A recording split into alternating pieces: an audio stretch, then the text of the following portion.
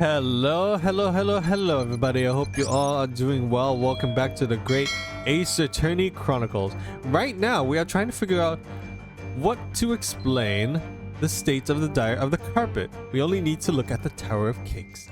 Well, no, we just need to look at this candlestick.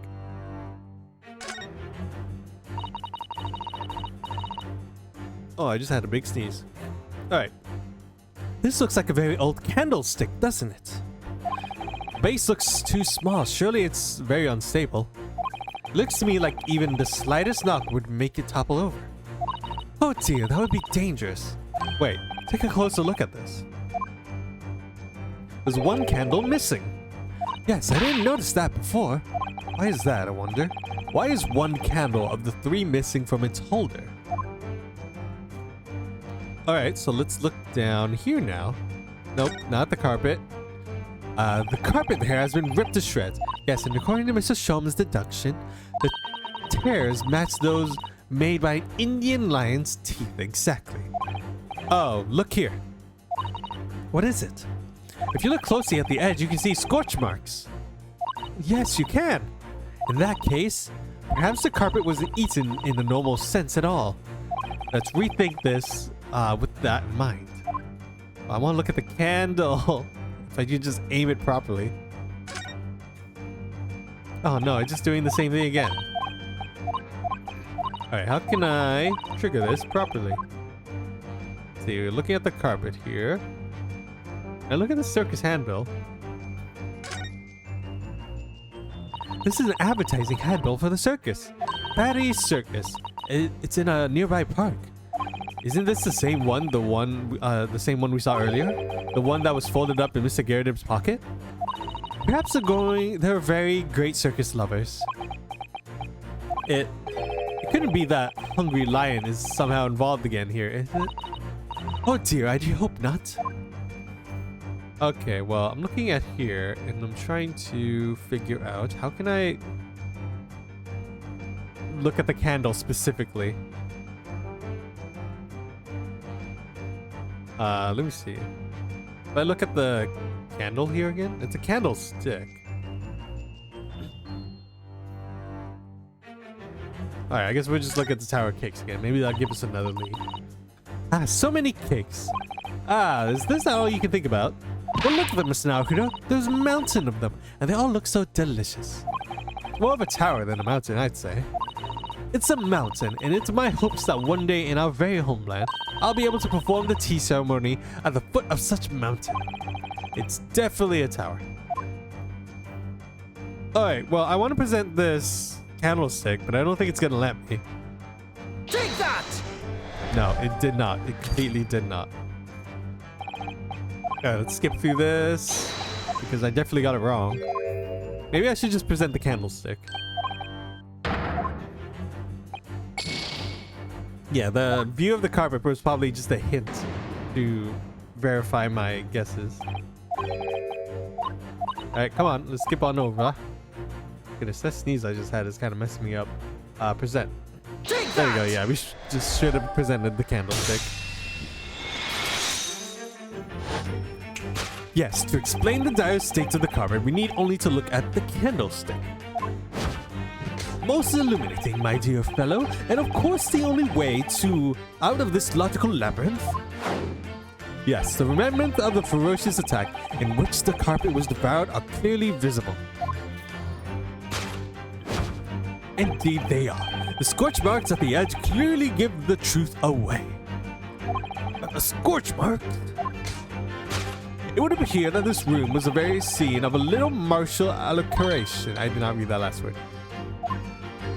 Mrs. Garrett mighty arm muscle left an impression not only on her husband's face, but on the entire room. The force her strike caused candles to fall from the holder. And in seconds, the carpet was alight, and the whole corner of the room in flames. Yes, the most ferocious beast in the world is neither a violent lion or vengeful woman. And in this room, that ferocious beast bared its claws and ran amok. Eloquently put, my dear fellow. So you see, there is but one conclusion here.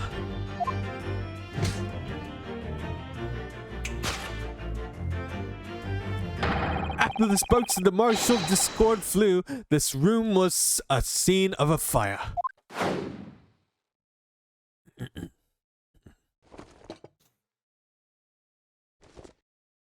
Oh, he's finally facing us. Mr. Solm, sir, I salute you! He's fainting. Oh my goodness, there he goes. He's gone. Oh, she got her.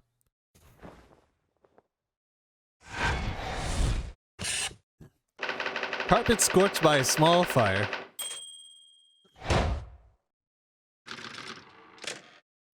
Oh gosh, these deduction parts are a lot of talking in a small amount of time.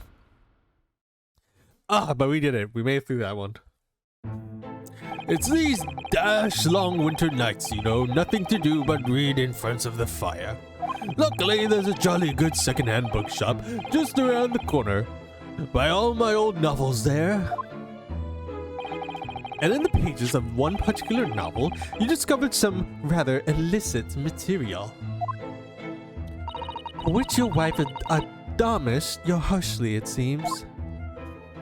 Don't know about admonished. Demolished might be rather closer to the mark. And the beast is most certainly... Here we go again.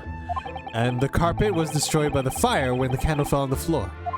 Weird to say it was. Happened in the blink of an eye, you know? The whole place filled with smoke. Couldn't see a bally thing. I was caught between the old stick's rage and a raging flame.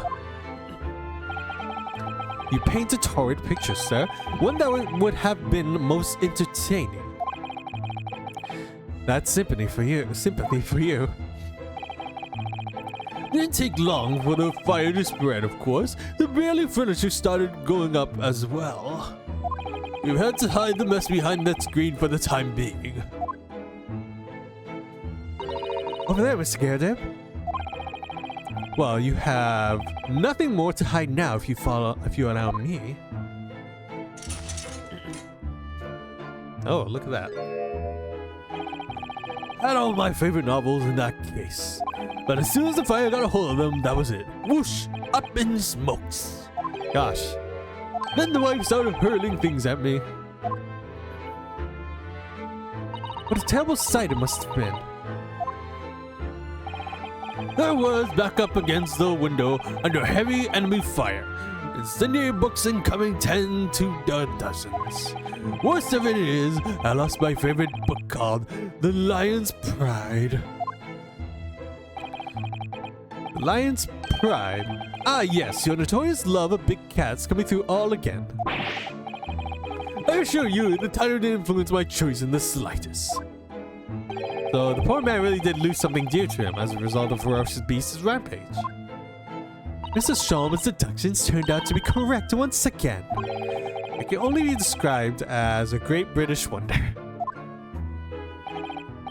I tell you, it was total carnage. Flames everywhere and the old stick is in full fettle. Out of interest, what time of day was that? Not I can remember. It was 2 days ago now. Let's see. Around 5 o'clock, I think. So at exactly the same time as a terrifying incident was unfolding outside your window on the streets below. Oh, even more terrifying on the inside, I can assure you. The whole of Blighty could have been flattened outside my window at the moment, and I wouldn't have noticed a dash thing. Oh, really?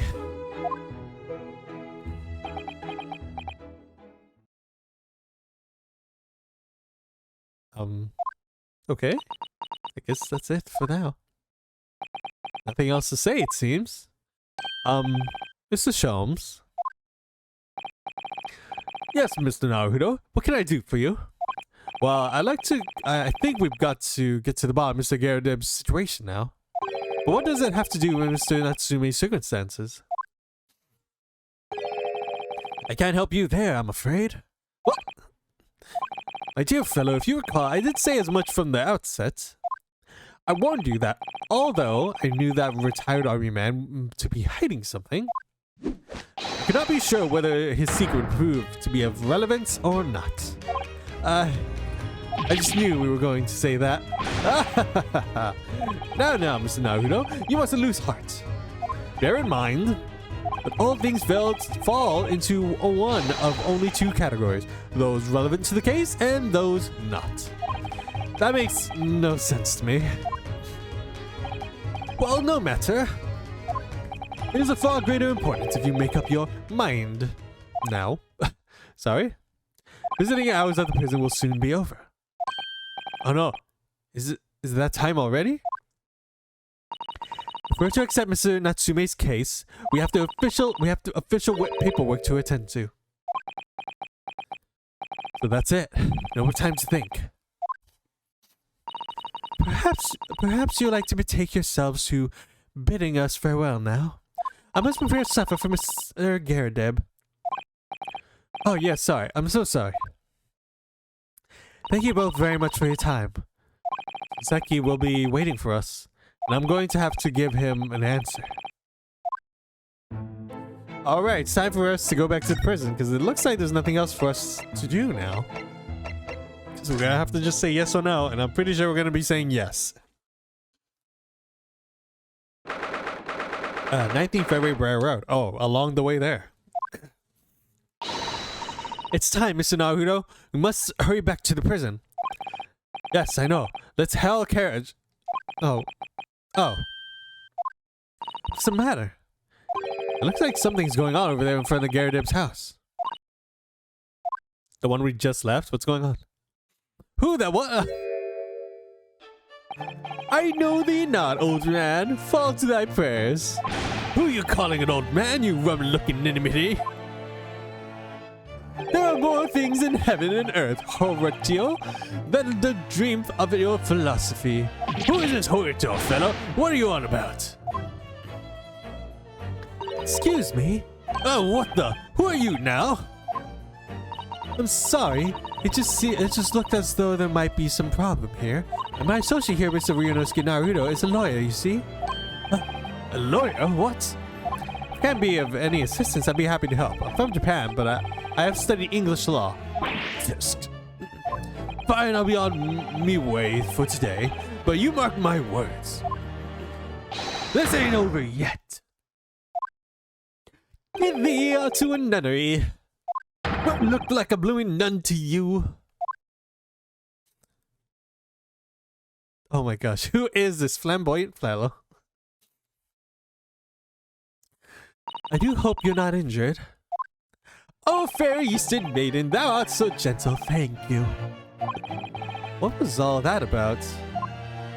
There are more things in heaven and earth, Horatio, than are dreamt in your philosophy. I'm not Horatio either. Forgive the inquiry, sir, but are you a lodger here in the Garadeb residence? Oh, he's the upstairs guy, isn't he? Oh, fair Eastern maiden, thou art so right. Yes, I do dwell in this humble abode. Mr. Garrett has mentioned that he had another lodger, didn't he? This must be the man. Do you happen to know the other lodger who lives on the first floor? Ah, yes, a gentleman named Natsume. A more worthy polemist in my battle of words near could there be? Sorry, battle did you say? Who is stronger, Hamlet or Macbeth? Mr. Natsume and I spared long into the night. This seemed like a good pair of roommates. Oh, not roommates. Lodge mates, I guess? I see. I don't fully understand, but it seems Mr. Natsume and this gentleman are acquaintance at least. So, fair maiden, so good gentlemen, I can tarry here no longer. Fare thee well. I don't really understand him, but I think he's returned to his room. It seems he's unaware of what's happened to Mr. Natsume, so he can't really help us. With Soseki-san, that man as a lodger's, the Garadeb's house is certainly full of eccentrics. Anyway, I'll go find a carriage. Yes, I'm sure Mr. Natsume is eagerly waiting for our return. Let's hope we can get to the prison before visiting hours are over. What an interesting set of characters. 19 February 6:31 p.m. Local prison cell 9.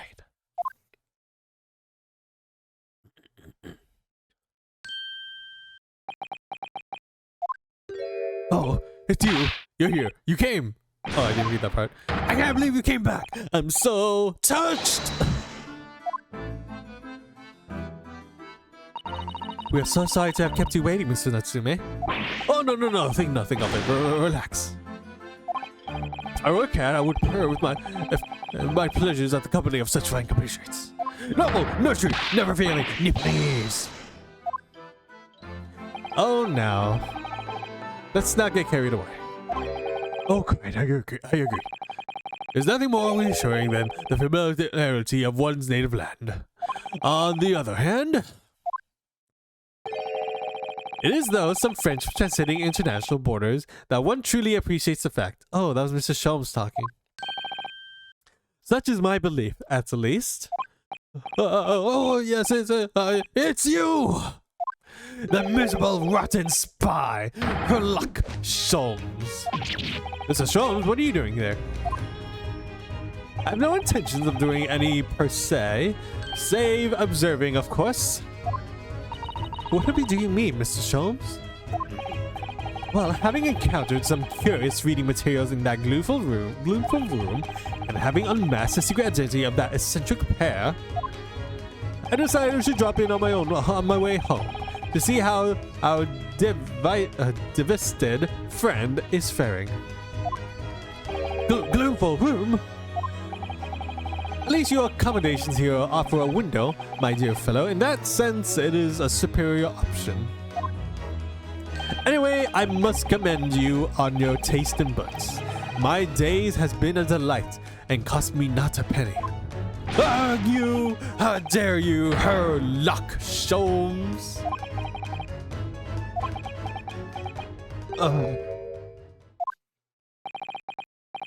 I've had it. I'm through. I'm at the end of my ropes. I should never have come to Great Britain. It was a terrible mistake. Haunted by spirits in those accursed lodgings. No doubt my luck will be cursed in tomorrow's trial as well. My whole life is bedamned. What are you thinking, Mr. Naruto? He mentioned that once before, didn't he? That his lodgings were cursed, I mean. And there is much truth in Mr. Mustache's words. What? Cursed is a wholly appropriate description, I would say. For the man's lodgings, and indeed for tomorrow's trial. What is that supposed to mean? Alright, let's go speak with this person once more. The cursed trial. Mr. Natsume, what did you mean by what you said now? About the trial tomorrow being cursed? Oh, no. Why are you looking so grave? You're making me nervous. I was just getting carried away, that's all. I didn't mean anything by it. Oh, I see. That's really agitated him. You don't mean the trial is really cursed somehow? Are you referring to the prosecutor, the Reaper of the Barely? The Reaper? What? Oh no, what do you mean? Please tell me. Summarize it succinctly in 60 salient words. No defendant here has ever survived a trial in which the Reaper stands for prosecution. Ever.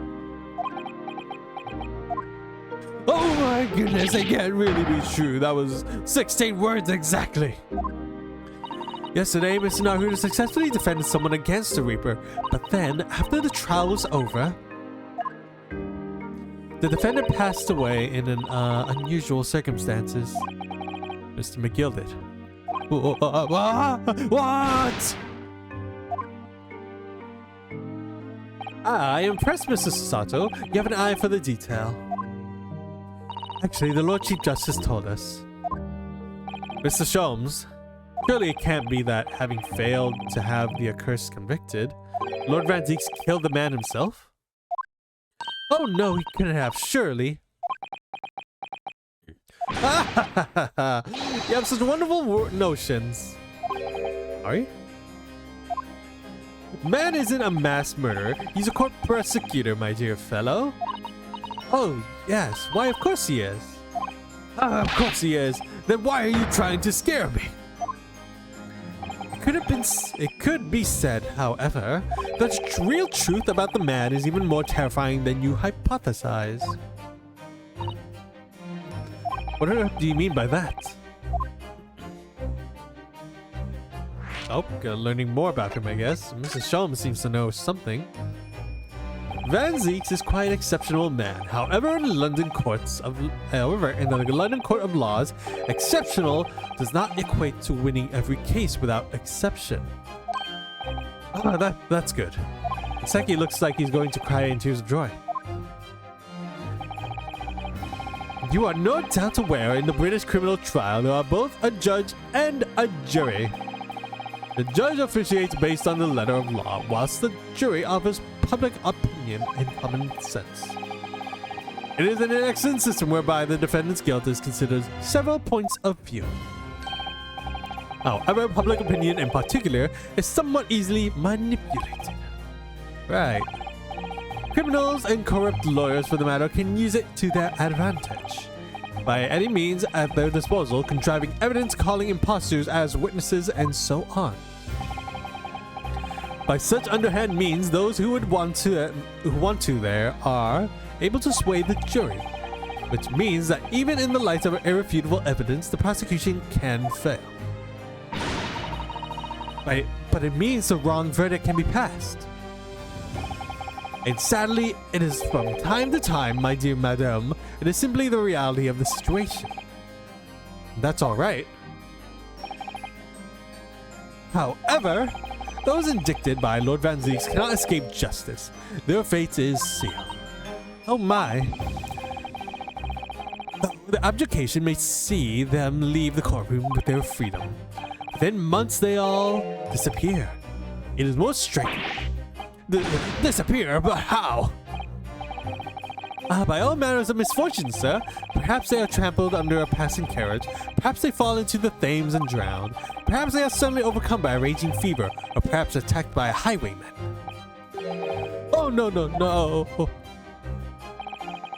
All examples of the reality of the events here in London, I'm afraid, Mr. Naruto. Ooh, very unfortunate. I knew it. I'm dead. Dodo, done for, doomed. I guess we're going to talk about the lodgings now. When you said accursed lodgings before, you were referring to your room at Mr. Garrett's house, I assume. Do you mean to say you believe the place is cursed? It's been a year now since I came to Great Britain. I've been only in London a week before I started notice strange things in myself. That didn't take long then. Everywhere I looked, there were foreign faces staring at me, laughing behind my back. I'm sure people were talking about me. I started to become nervous about going outside. They were always staring at me, all the time, from dusk to dawn, from dawn to dusk. I shut myself away in my room, but even that didn't help. The fear wouldn't go away. You must have been very lonely having been away from your homeland for such a long time. Had to move a number of times, most recently to that room on Brer Road a week ago. Yes, why did you choose there? It seems a little inconvenient. The rent is cheap. I have so little money, it appealed to me straight away. Of course, I asked why it was so affordable. The landlord just simpered and said, "The room is cursed." Oops. He quickly tried to cover his mistakes, but it was too late. I told him, if you have something to say, then say it. But if not, don't mention it in the first place. Yes, well. But it's true. It's also the true. You mean the room really is cursed? Ever since I moved into that windowless hellhole, my sleep has been plagued with nightmares. I awake feeling as though I'm being choked to death. I feel like maybe it's the gas in that room doing that to you. In my waking hours, perhaps people are stabbed in front of me and I walk down the street. I'm branded a killer, thrown into prison. Nobody wants to know me. I'm surrounded by scary, sinister spirits. If only there was someone, just one person on my side. Can no one find it in his or her heart to believe in me? Really, no one at all. To believe, yes, to believe.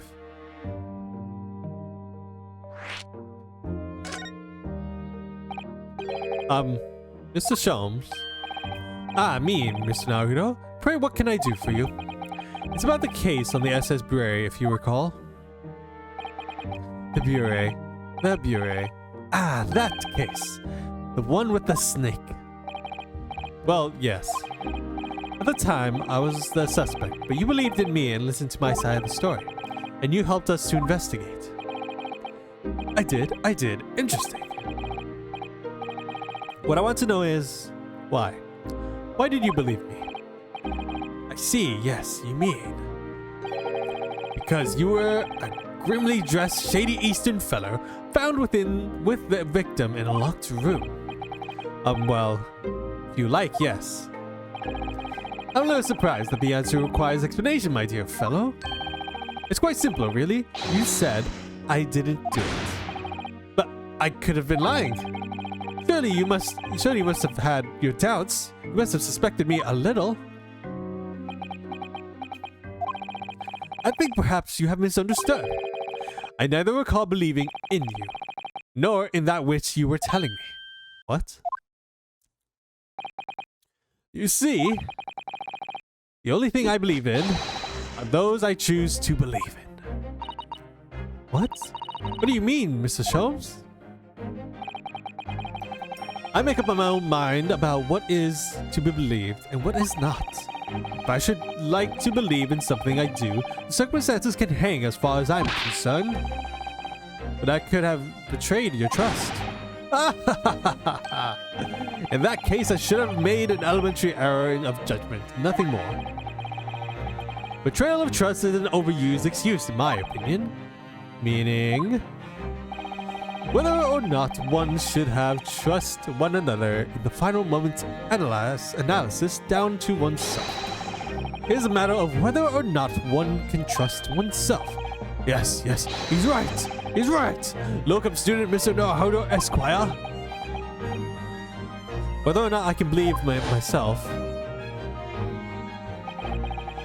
A defense lawyer is only as good as his faith in his client. And that comes down to how much faith he has in himself. You were right, so right, Kazuma.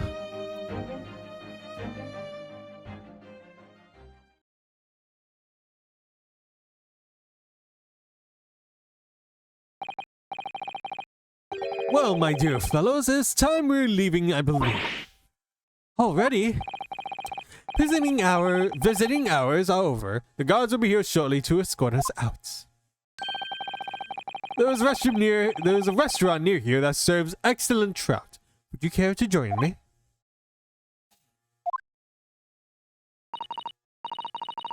Oh dear.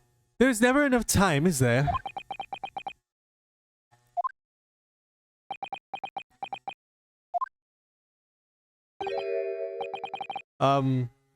Mr. Natsume, if you like, it's trial tomorrow.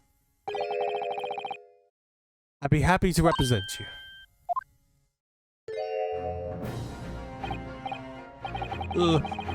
Locum student Miss Naruto Esquire. As I said, I only experienced a British courtroom for the first time yesterday. And although the man I was representing was found not guilty, I lost sight of something crucial. Something crucial?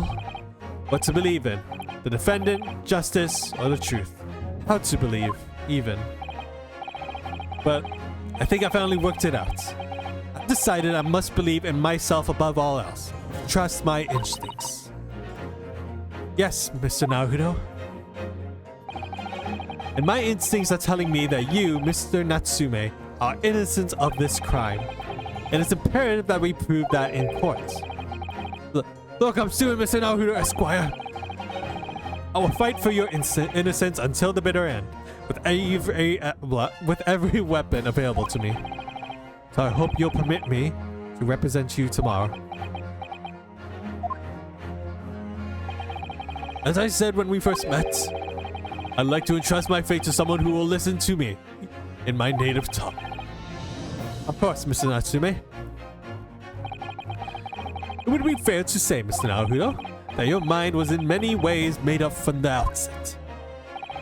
You merely needed the events of today to fully realize it. Yes, I think you're right about that.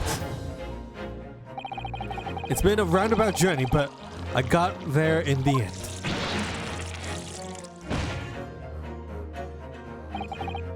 Mr. Sato? Yes? Would you be willing to stand by my side tomorrow and help me in the courts? Absolutely. As I said this morning, you may consider me your personal judicial assistant.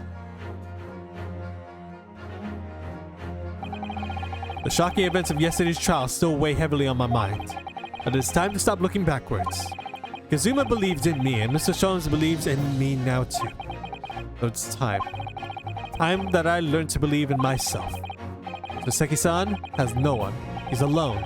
So it is my job to help him, to fight in his corner. Tomorrow in the courtroom, with all the strength I can muster. Ooh, alright, that seems like that's the end for investigation, and the next part is gonna be the courtroom trial. I don't know how many they're gonna be, but we'll see. Save become progress? Yes. Alright, so this is where we're gonna end this part here, so thank you all so much for watching. Remember to like, comment, share, subscribe. And until then, I will see you all later. Goodbye.